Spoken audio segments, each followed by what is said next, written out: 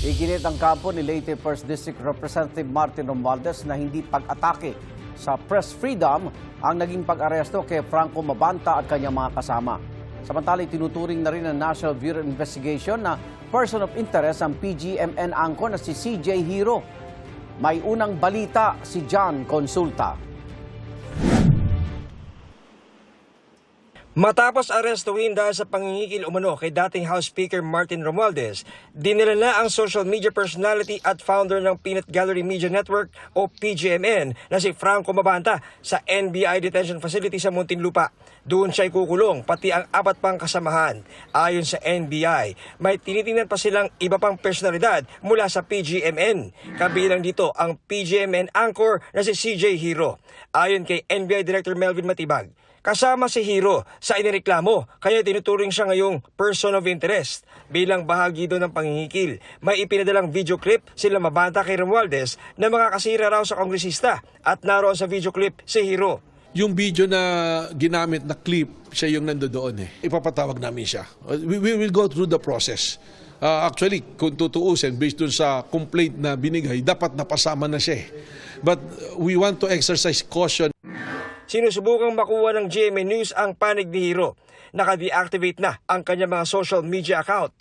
Ang kampo ni Romualdez, iginit na hindi pag-atake sa press freedom ang pag-aresto, kundi kaso umano ng extortion. PGMN is twisting the narrative. Ang tunay na tanong, meron bang humingi ng pera kapalit ng katahimikan? Representative Ferdinand Martin Romualdez only did what any other person exposed to the same circumstance would do. He reported it to the proper authorities, and the NBI acted on that report pursuant to its mandate under the law. Anumang material o expose na sinasabing hawak daw ngayon ng PGMN ay irrelevant o walang kaugnayan sa iniimbestigahang aligasyon ng extortion. If anyone believes he has evidence of wrongdoing, the proper recourse is simple. Release it. Submit it to the proper authorities, and let the proper institutions act on it, not use it as leverage in exchange for money. That is what PGMN did. They purportedly produced a video that was allegedly ready to run several weeks ago, and yet chose not to release it. That is not journalism. That is extortion. Ang ganito raw gawain ay nakasisira sa lehitimong pamahayag at nakapipinsala sa tiwala ng publiko sa mga tunay na media institusyon. Nakausap ng mga member ng media ang abogado ni Mabanta sa inquest ng mga respondent, giit niya. We felt very confident of our defense. We saw the fatal flaws of the complaint affidavit, the evidence that they've attached, and we are really confident that we built a very strong defense. Ayon kay Director Matibag, may iba pang mga government official ang nagparamdam sa NBI. Ilan po mga nagpaparamdam, if you don't mind? Marami-rami na po. Basta nasa gobyerno po. At may mga private personalities din. Wala naman diretsyong nagsabi na na-blackmail sila. But from the looks of it, parang yun yung gustong direction. Hinihingan namin ng panibagong pahayag ang kampo ni Mabanta tungkol dyan. Pero nauna lang itinanggi ni Mabanta ang aligasyon ng pangingikil. We definitely didn't extort Speaker Romualdez.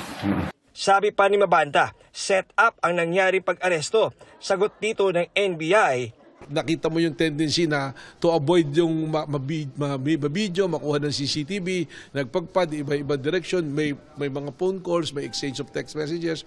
Mahirap naman nata yun, nasasabihin natin sirap. And it's very unfair to the men and women of NBI na nagtatrabaho ng maayos.